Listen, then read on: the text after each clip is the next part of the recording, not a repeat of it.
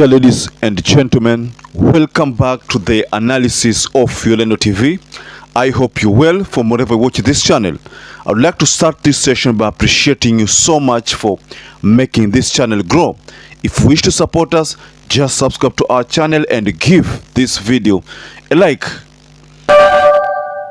So the problems of William Samoei Ruto seems to have escalated with the arrival of the ICC prosecutor.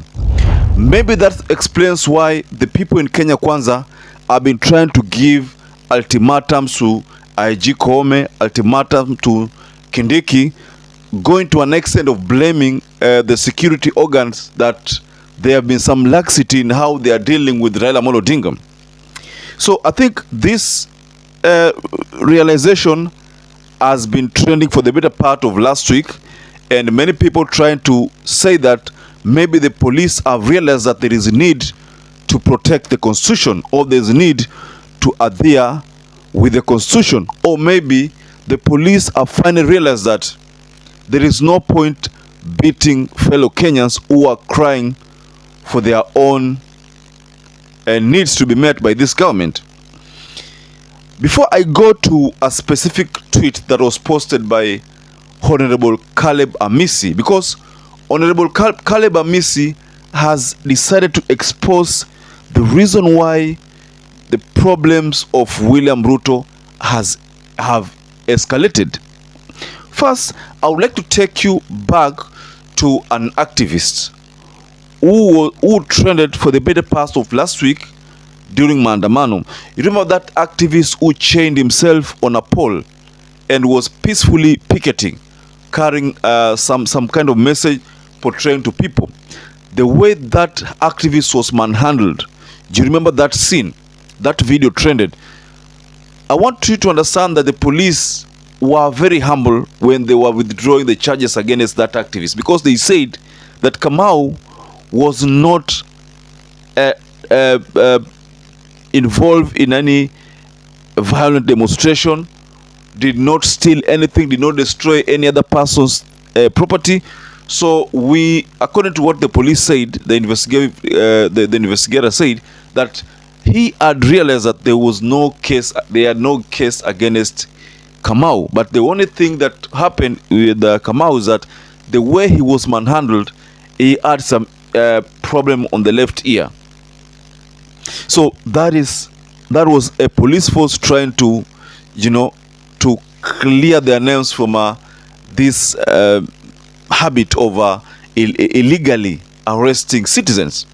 So I want to take you to this tweet from Caleb Amisi. It's a long tweet, but I will read the tweet to you, ladies and gentlemen. So this is what Caleb Amisi says. The problems of Ruto have escalated. Central leaders in the Kenya Kwanza blackmailing him for projects, or else they join maandamano. Police have refused to obey orders to kill fellow countrymen. Hired goons planning to eat his money and disappear. Nobody wants to kill fellow citizens exercising their right to picket. African leaders have refused to mediate. UN has projected its camera towards the state of crimes against humanity. An ICC prosecutor has already arrived in Kenya to collect evidence. Top police officers are being monitored to carry individual responsibilities. Police and intelligence services highly infiltrated by Azimio.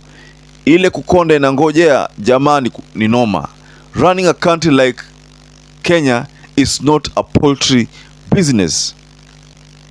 That is what Honorable Caleb Amisi said in his Twitter handle. And this tweet, as at the time of posting, I was reading this tweet, it had almost 100,000 views. But that is what Honorable Caleb Amisi said. So I want us to break down this tweet because it has touched on a number of issues. Touched on the African Union, touched on the UN, touched on the ICC prosecutor in Kenya. It touched on the police saying they will not attack fellow citizens who are only fighting for their right. It also touched on hired goons planning to eat William Ruto's money. So let's break down this tweet, ladies and gentlemen. So let's first talk about nobody wants to kill fellow citizens. That is talking about the police. I want to emphasize, ladies and gentlemen, here that last week there was a call that to completely ban demonstrations. That call was made by Kindiki. That is after a lot of back and forth from the Kenya Kwanza people. So Kindiki made that call, but then I think somewhere along the way he looked at the whole thing, and because Kindiki studied law, he gave some leeway to maandamano and said that it will happen between 6 a.m. and 6 p.m. And that is what many people have said, a curfew on maandamano. So that is what Kindiki said. So this has not sat well with the people of UDA, because they expected Kindiki to say hakuna maandamano kwa hii inchi. But he couldn't say so, because it is a right of citizens to demonstrate. So there is also talk of African leaders refusing to mediate. African leaders have immense respect for Raila Amolo Odinga.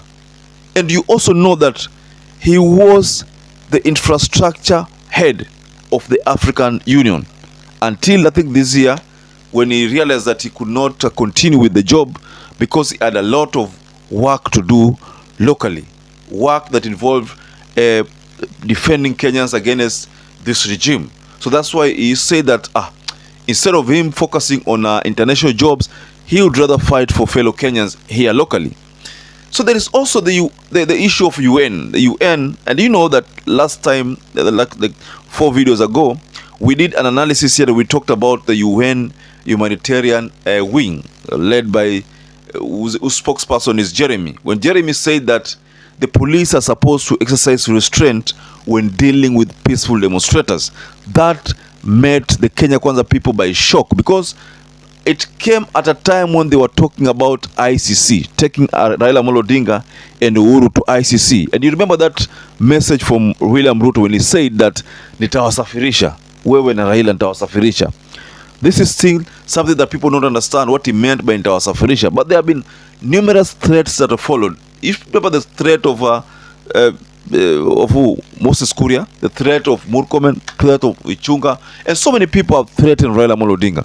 But he has maintained that his cause is just, and he will continue with this cause. Also, you notice that ICC prosecutor, according to Amisi, Caleb Amisi, that there is an ICC prosecutor who is already in Kenya gathering evidence on how the police brutality was employed on citizens. This is in line with the case that was forwarded to ICC, I think somewhere there in late March or somewhere there in April. But the reason why this was channeled to ICC was because Raila had noticed that the police were trying to deny peaceful demonstrators the right that is enshrined in the Constitution. So that's why that letter was forwarded, and that was to deal with Koome, because Japhet Koome had actually tempted Raila Amolo Odinga to make that move. But you see, Raila made that move, and instead of going for Bungei, he went for Koome, because Koome is the leader of the security.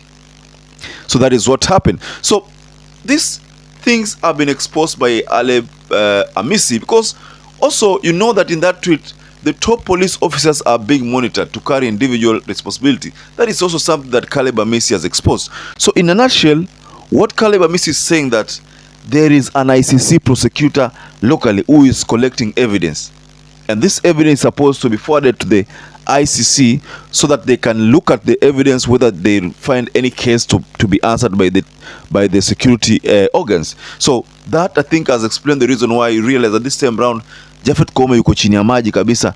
So dear ladies and gentlemen, Caleb Amisi has made those claims, and those claims carry with them a lot of weight, and I think someone needs to look at these issues extensively. If at all the ICC prosecutor is here locally, that can explain why the police is on like the police heads are on some kind of a go slow or something.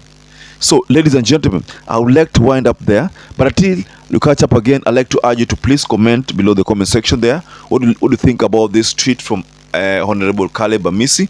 Also, if you're a first-time viewer or a regular viewer who's not subscribed to this channel, please consider subscribing, give us more numbers.